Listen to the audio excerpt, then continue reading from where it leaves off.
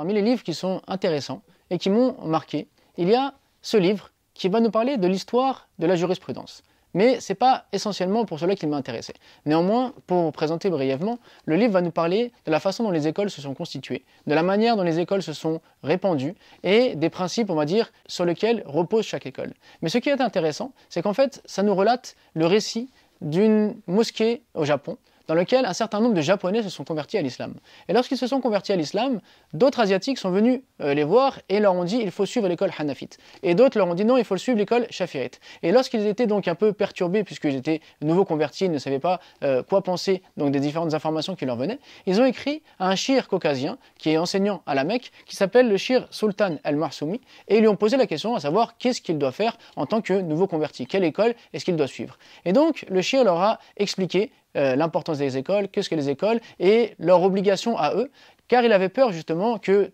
trop d'informations comme cela puissent les perturber et puissent finalement les troubler dans leur pratique de leur religion. Donc il leur donne une réponse pour leur montrer l'importance de suivre le Coran, la Sunna et l'histoire des écoles. Alors, la réponse est intéressante, mais c'est surtout en fait le fait qu'on parle du Japon, qu'on parle de certaines personnes qui se convertissent et qu'on parle de certaines questions qui peuvent être troublantes. Et donc ça doit nous interroger et nous faire réfléchir nous aussi, car bien souvent quand des personnes se convertissent à l'islam, eh bien au lieu qu'on les accompagne et qu'on les aide à aller vers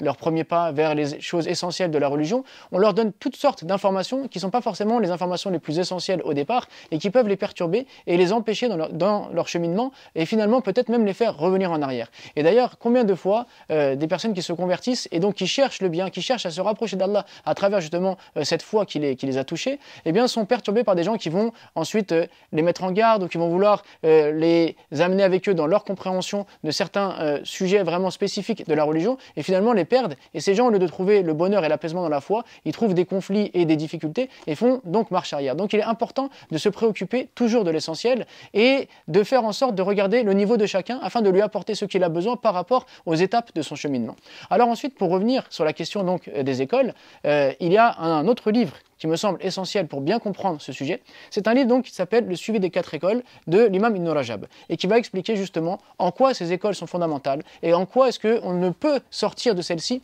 pour justement garantir à la religion donc sa cohérence, à éviter donc qu'il puisse y avoir un réformisme à outrance où chacun puisse venir donner des avis totalement différents et erronés sur les textes, et donc en quoi est-ce que le suivi des 4 écoles encadre le musulman dans une compréhension saine pour cheminer petit à petit dans la pratique religieuse, dans une pratique qui soit cohérente.